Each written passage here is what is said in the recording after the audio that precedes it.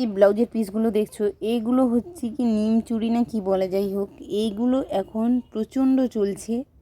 মানে বেশিরভাগ শাড়ি কিন্তু এইগুলো এখন আসছে, এটা কি নতুন বেরিয়েছে বলে।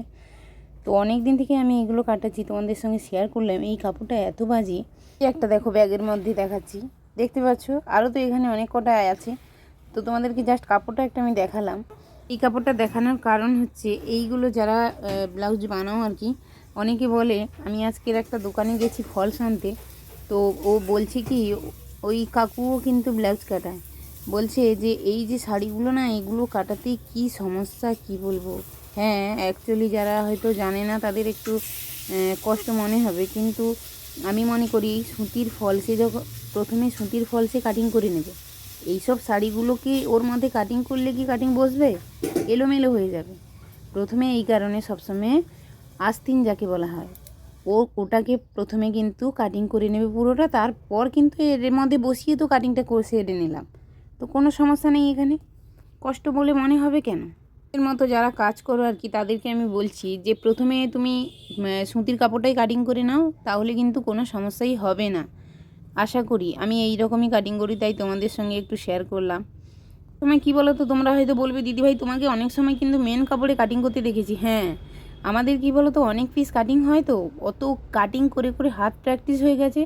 সে হরকা হোক আর কি সুতির হোক, কোনো সমস্যাই আসে না, ওটা কাটিং করেই বেরিয়ে যায়।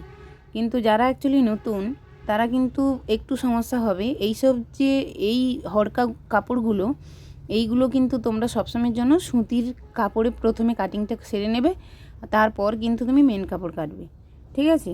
আর যখন অ্যাটাচ করবে, যখন বানাবে আর কি, স্টিচিং করবে, তখন ওই যে পিনগুলো পাওয়া যায় না, ওই পিনগুলোকে আটকে দেবে, তাহলে কোনো সমস্যাই হবে না। বোঝা গেছে। হচ্ছে একজন দিদিভাই বারবার প্রতিটা ভিডিওতে কমেন্ট করছে যে আমাকে দিদিভাই পাটিয়ালা প্যান্টটা সুন্দর করে স্টিচিংটা দেখাও, প্রচণ্ড করে রিকোয়েস্ট করেছিল। তো ওর জন্য আমি আজকের পাটিয়ালা প্যান্টটা স্টিচিং করে দেখাবো।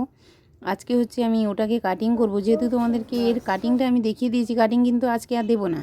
স্টিচিংটা কিভাবে করবে ওটাই আমি তোমাদের সঙ্গে শেয়ার করব। আজকে দুটো সালোয়ার কাটিং করব, এইমাত্র এই যে রান্না বান্না সেরে কাটিংটা করব, কিন্তু কাটিং আমি দেবো না, আগে থেকে বলছি, মাত্র স্টিচিংটা দেব। তো একজন দিদিভাই কমেন্ট করছিল যে দিদিভাই তুমি যে মোটরটায় কাজ করো, ওতে কীরকম বিল আসে। তো খুব বেশি একটা আসে না, মোটামুটি কিন্তু মাসে ওই 200-300 টাকা এরকমই বিল আসে। যাই হোক, ভিডিওটা অনেক বড় হয়ে গেল। সবাই ভালো থেকো, সুস্থ থেকো, আর কারো কিছু জানার থাকলে অবশ্যই কমেন্ট করো। চলো, টাটা।